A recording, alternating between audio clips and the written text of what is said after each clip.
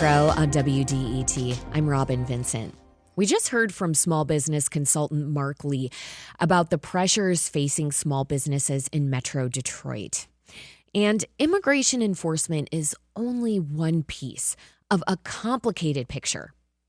So how is the Trump administration doing overall at managing the economy? There are bright spots.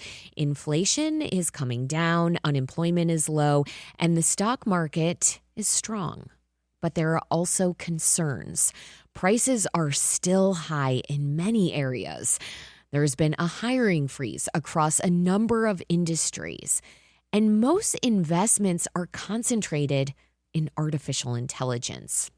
The U.S. Chamber of Commerce is traditionally pro-free market, pro-business, and conservative-leaning. And that's also true for their partner organizations around the country. Faye Nemmer is the CEO of the Middle East North Africa American Chamber of Commerce, which operates out of Dearborn. She told producer Sam Corey that she generally likes how the Trump administration is managing the economy. She thinks the tariffs are strategic. And while she realizes small businesses are hurting, she thinks that's likely to change. Why do you think things aren't working so well for the average American economically? At the micro level, I believe once you implement those policies, they're experienced at the top level. And once you're waiting for that trickle-down effect, to reach the consumers, that's where we're not witnessing an expediency in that process. And I do believe, based on the narrative from the Trump administration and other leaders across the various governmental departments, they have been very communicative about certain measures that are being implemented in which the average working families will have an estimated $10,000 in savings annually. So some of those policies that are being implemented, for instance, in terms of housing being unaffordable, there is a limitation that is being placed on corporations buying single-family homes. However, until that is implemented, the average American is not going to experience that relief in the housing market. So there has to be a more immediate relief that's being disseminated to the average American in addition to that. One of the biggest reasons that housing is unaffordable is because there's not enough of it. There's a supply issue, and there's a whole bunch of costs that are rising that are associated with creating housing. Do you think the administration's doing anything to cut into that problem? Yeah, so with the Federal Reserve chairman being replaced in May, that is one of the first steps that is going to be implemented is a reduction in the interest rates. So once you change that monetary policy, it'll allow, greater access to capital, and the financing of those construction and development projects will start churning a lot more than it currently is. And the developers will be more incentivized to take on those projects when financing is less costly. So I think that's one of the measures that they have indicated is on the horizon. It'll take, I think, about 3 months from now is when we would see some implementation of that. So that's one of the areas that they're tackling. Another one is with credit cards. When we spoke last, I told you one of the indicators that we monitor is credit card utilization, and that had been at record rates in terms of the average consumer, the credit card debt, utilization or debt. And that was at a record rate of consumers taking on debt in order to satisfy, regular daily basic necessities and various liabilities. And what the administration is looking into is ensuring that credit card companies are capping the interest rates at 10%. They hover around 26 to 30%. And that'll be something that's substantial to the average American once those policies are getting implemented. I want to talk about the market for a second because you referenced it, and I think it's important. You're right that globally or on a large scale, the market seems to be doing quite well, particularly the stock market. Wage growth, though, is slowing, and there's been a hiring freeze. And it seems like, as you mentioned, a lot of the economy is moving really just by investments in AI, which doesn't necessarily give people hope for creating new jobs. Instead, it's causing a lot of fear of replacing jobs and companies and places not growing. Does this concern you? Absolutely. It does concern me. Another contributor to that GDP growth, though, aside from investments, is the spike in exports. And that's significant for us as a country to have companies be able to manufacture a product and be able to provide a service that is export ready. And that does create jobs. So if we can focus on those categories and those industries that are really driving the growth in our GDP and that are creating those indispensable positions and jobs in the products and services that they're providing to the global market, I think that would be in our best interest, and that would kind of be more surgical in addressing the matter at hand. Although at the macro level, I support, the Trump administration's their approach in the matter of wanting to ensure a more equitable trade environment with our longstanding allies. I think we've had historical imbalances across the board, and some of those imbalances will persist in certain industries and certain products and commodities.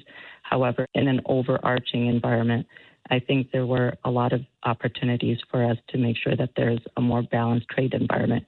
So while we're focusing on the macro, some of the impact, the detrimental impact is hitting small businesses, especially the ones that have a global exposure that do, a lot of their products. So you're saying by import. Yeah. So you're saying you are worried about some of these tariffs and the inflationary effects of them, the costs the cost burden that this is putting on small business owners.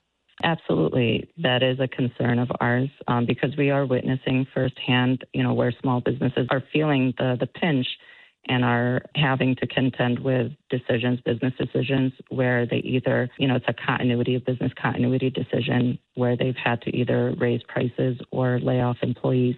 However, on the flip side of that, the Trump administration has been very quick to act in ensuring that they're alleviating the situation. So, for instance, the most recent measure that was put in place is a policy where the 100% bonus depreciation retroactive to the beginning of 2025, that allows businesses to immediately expense the full cost of their property, plant, and equipment, any investment in PP&E.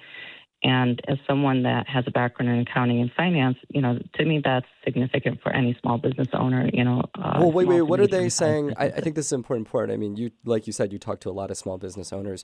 What are they saying? Is that helping them? Has it done much? Are they generally still hurting nonetheless? What do they make of this economical environment?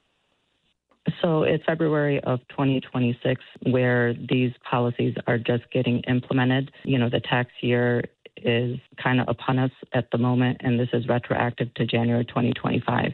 As I have these conversations with small business owners, they are seeing the negative impact of the tariffs, the ones with global exposure. However, there is this offset in their P&L, which allows them to somehow offset some of that detriment. So they are sensing a lower tax liability that's helping overall with their financial positioning. I don't say that to undermine any of the negative experiences that are being felt by small business owners. I do want to continue to advocate on behalf of small businesses because I feel like the SBA and the Trump administration can do a lot more to protect the Small Business to Association, ensure that there's carve-outs, for the continuity and the robustness of small businesses. Absolutely. In other words, small businesses are being hurt right now. They are scared. They are worried. But there are certain things the Trump administration is doing to ease that a bit. But generally, the climate is one of skepticism and fear, not one of hope and growth.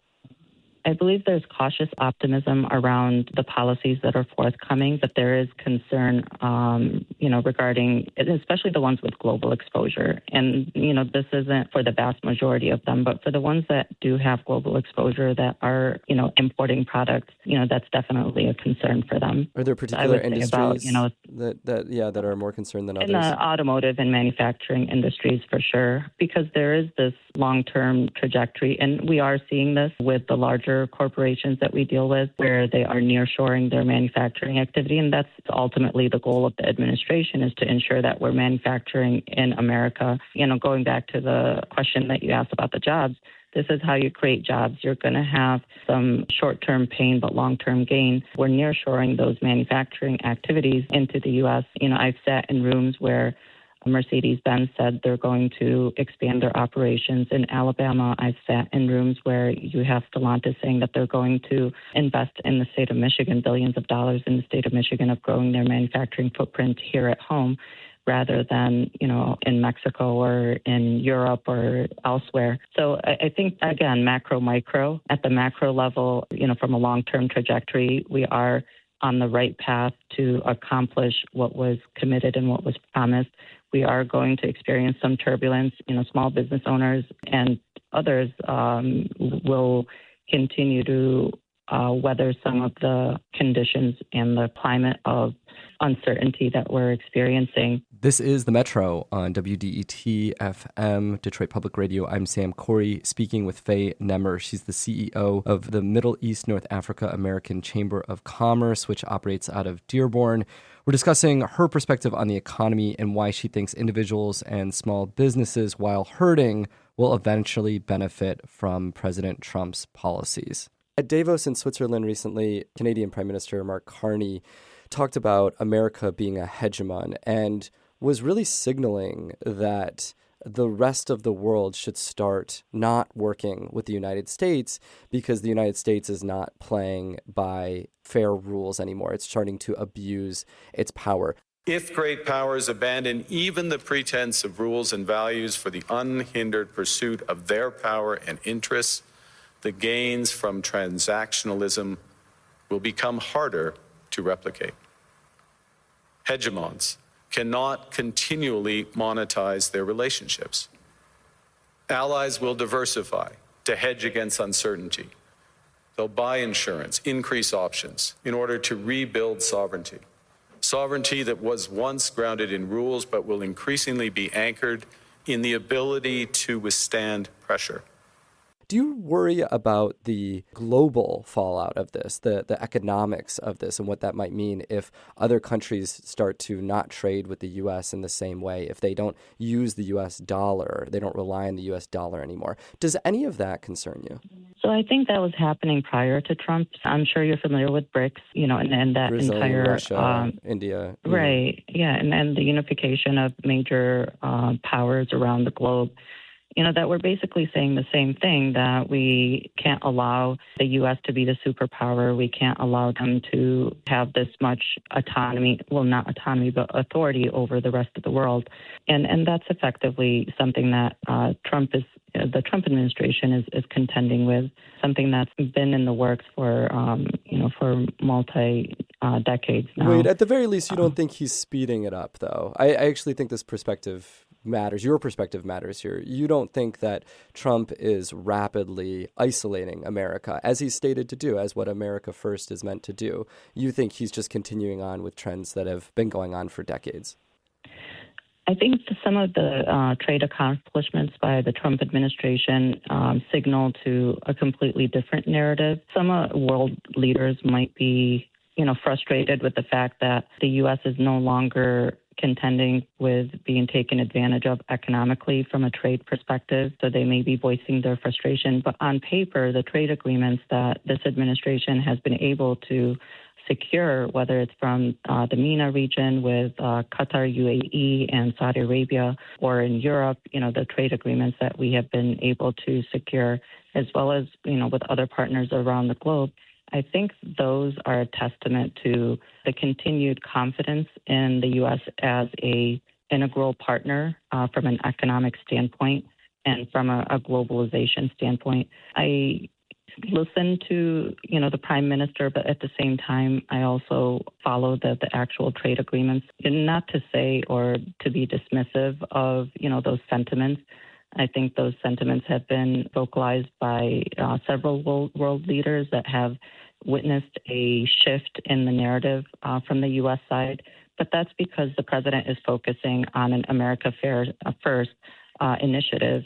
And prior to that, from a trade perspective, if I look at the trade trends, we have been at a significant disadvantage compared to our longstanding allies, whether it's Canada, Mexico, European countries, or others in parts of Asia. Do you think we're on a trend, importantly, do you think we're on a trend where other countries are going to either stop trading with us or slap on tariffs of their own, where they will coordinate around us, where they will stop using the U.S. dollar, or the U.S. dollar will weaken in value? Do you think we're on that trajectory at all? That was, my reference to BRICS. It's mostly a chess game at this point from an economic perspective where, those growing economies, whether it's China or India or Russia, are trying to figure out ways that they can circumvent the U.S. or, be able to trade with other partners. I don't think that the Trump administration is doing anything to accelerate it. I think they're doing things to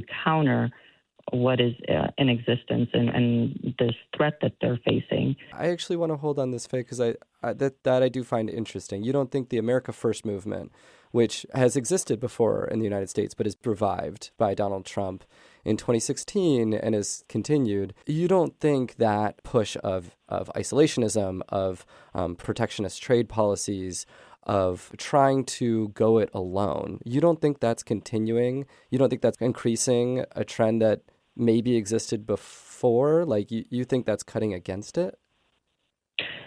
So what I'll say is it's not protectionism and isolationism. It's more so ensuring that, to a certain extent, protectionism, because you're protecting industries, you're protecting your workforce, you're protecting your manufacturing footprint. So that's the imbalance. Germany wants to manufacture products in Germany. The U.S. wants to manufacture products in the U.S. because manufacturing in the U.S., it grows our GDP. It ensures that we have a healthy workforce and that we're protecting those, specific industries. So it's a notion of, kind of give and take and identifying a middle ground that works for the various economies and the various allies that we have around the globe. This specific administration we are trying to identify those opportunities, trying to identify those areas where we can take back some of that market share.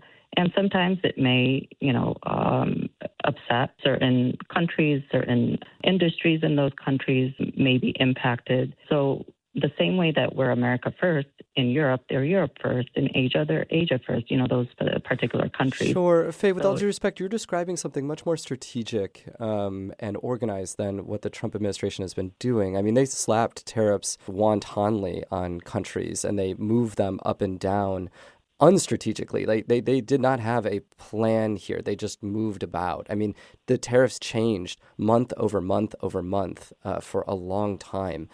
That's not a balanced approach. That's not a let's target this particular industry. There isn't a particular industry that is growing rapidly because of what they've been doing. Honestly, that was much closer to the Biden administration that was investing a lot more in the CHIPS and Science Act, particularly. You're not seeing that from the Trump administration. I'm curious what industries you think are growing and are going to continue to grow in America because of Trump's positions. Going back to what you're saying regarding the tariffs, President Trump is a businessman at the end of the day. He's not necessarily a diplomat. He says things that are not politically correct. And that, that narrative can be detrimental to us, from a political standpoint. However, being a businessman, you talked about him slapping tariffs, unilaterally across the board without any thought process behind it. But approaching it from a negotiating standpoint, he did that, but then said, okay, come to the negotiating table. And that's when those conversations started to happen. It gave the U.S. the upper hand in certain respects to be able to identify a more favorable trade environment for American interests, to protect American interests. Yeah, I'm trying to ask you where we've benefited. I'm trying to ask you what industries you think are growing and are going to continue to grow because of... So some of the ones that I referenced earlier, the automotive industry, so rather than having expansion of footprint in other areas of the globe, you're having that expansion of footprint here at home. You're manufacturing products here at home and other manufacturing industries as well, and not just the automotive industry. You have Samsung that has also committed to investment in the U.S. Apple has invested to manufacture their iPhones in the U.S. So a lot of the manufacturing footprint, which is integral to our GDP growth, and that goes back to the concern that you were raising regarding stagnating workforce and wage numbers. This is what will contribute to the vitality of those indicators that you monitor and that are key areas of significance. Let's for us hold from an on. I want to economic hold on the standpoint. automotive industry for a second. I'm glad you brought it up. Ford and GM have recently lost billions of dollars because they've had to pivot it away from electric vehicles. Right now, BYD in China, an EV company, is dominating the globe in sales on EVs. They're even beating out Tesla now. I don't see GM and Ford and Stellantis dominating in terms of the automotive industry. I don't see them growing. I see them shrinking. Tell me what I'm missing there. The electric vehicle goals, I think, were very lofty to begin with, just given the fact that our infrastructure for those EV vehicles and the volumes that they were projecting was not there. The infrastructure was non-existent. And the Inflation Reduction Act, that was supposed to address, the infrastructure shortcomings, one was very costly and was not sustainable. So as an energy source, it was just not a sustainable way to go about bolstering our infrastructure for EV. That being said, the demand for it was also not there. So you also have to follow consumer preference. The entire strategic planning around EV has shifted to a more hybrid approach that is being, followed by the big three and implemented by the big three, where you have gas powering the EV. So you have more of like a mobile generator on board that's powering your vehicle, and you could get significant range as a result of that. But that's effectively, it's a business decision that is shifting. It's administration having those conversations with the big three and others that are impacted, and ensuring that we're doing what makes sense for America's interests. But the business has shifted, importantly, because of the Trump administration. I mean, they had to follow the politics that were happening here and the investments that were being made or weren't. And importantly, those investments were revoked or removed in terms of electrification. Now, global sales of cars are going the way of EVs, and particularly to a Chinese company. I guess, are you pleased with that outcome? Because that's what Trump's policies have led to. Sam, I'll talk to you about prior to Trump. Prior to Trump, we had significant investment in the state of Michigan to implement infrastructure, to implement chargers across the state. I think we were 2 or 3 years in, and we were 3% to target.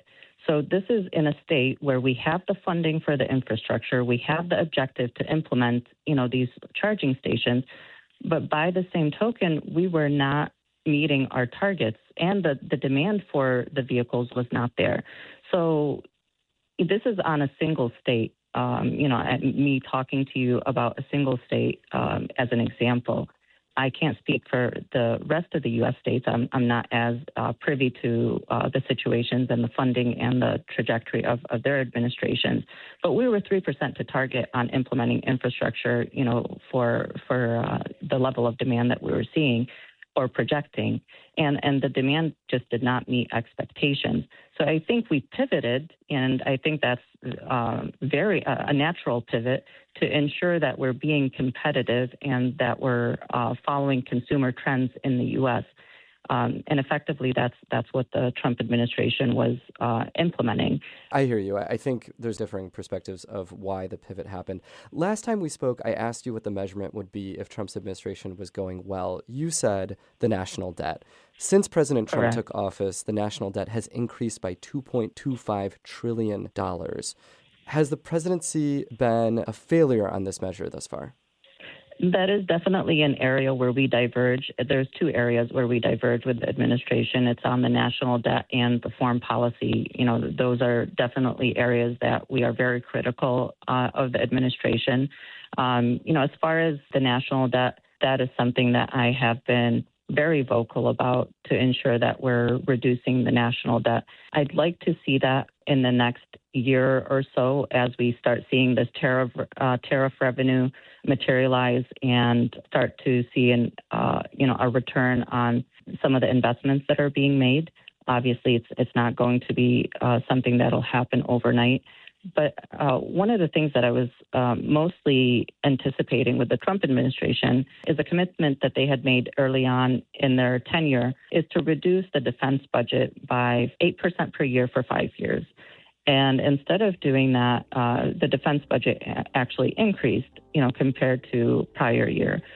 that is something that I'm critical of the administration about. Back to your initial question on the national debt, I'm giving it another year, for, these investments and the tariff revenue to, materialize and for us to see that reflected in the budget. And I'm hoping that the defense budget, that we actually heed those commitments. Faye Nemmer is the CEO of the Middle East North Africa American Chamber of Commerce, which operates out of Dearborn. She spoke with Sam Corey. Faye said some things we need to clarify. She said that Apple and Samsung are investing a lot in manufacturing jobs in America. Samsung is doing that because of the CHIPS and Science Act. That law was passed by the Biden administration and led by Democrats. Apple is also making its investments in part because of the CHIPS and Science Act. This is WDET-FM, Detroit Public Radio, your connection to news, music, and conversation. And this is The Metro. We'll be right back.